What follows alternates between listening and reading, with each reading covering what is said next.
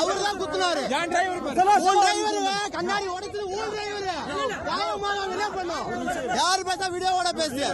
நான் வீடியோவோட பேசு.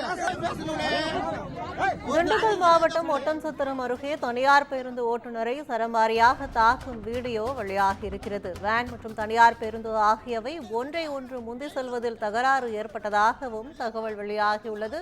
கூடுதல் விவரங்களை செய்தியாளர் வசந்த் வழங்க கேட்கலாம். வணக்கம் வசந்த், இந்த சம்பவம் குறித்த கூடுதல் விவரங்கள் என்ன?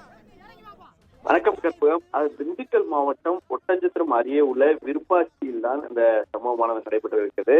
இந்த விருப்பாட்சியில கள்ளக்குறிச்சியிலிருந்து பழனி முருகன் கோயிலுக்கு தரிசனத்துக்கு வந்துவிட்டு பின்னர் ஊர் திரும்பி கொண்டிருந்த குமார் என்பவர் தனியார் இருக்கக்கூடிய வேனை ஓட்டியிருந்தார்.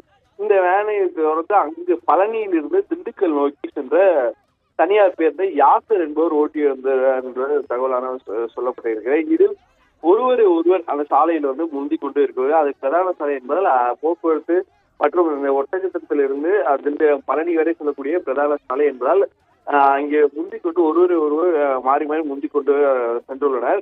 இதில் இந்த பிரச்சனையானது ஏற்பட்டுள்ளது. இதில் அந்த வேனில் ஆத்திரமடைந்த பயணிகள், அந்த வேன் ஓட்டுநர் குமார் தலைமையிலான பயணம் செய்த வந்த பயணிகள் தனியார் பேருந்து ஓட்டுநர் யாசரை சரமாரியாக தாக்கியுள்ளனர். பின்னர் இது குறித்து தகவல் எடுத்த சத்திரப்பட்டி காவல்துறையினர் சம்பவத்துக்கு விரைந்து செய்து காயமடைந்த ஓட்டுநரை அங்கிருந்து மருத்துவமனைக்கு முதல் சிகிச்சைக்கு அனுமதிக்கப்பட்டு பின்னர் இருவருமே பேச்சுவார்த்தை நடத்தி சமரசம் செய்தனர்.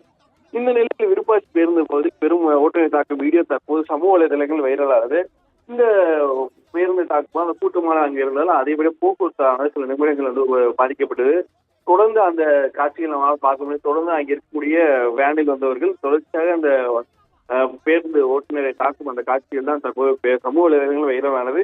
இந்த சம்பவம் குறித்து சத்திரப்பட்டி போலீசார் வழக்கு பதிவு செய்து தற்போது விசாரணையானது நடத்தி வருகின்றனர்.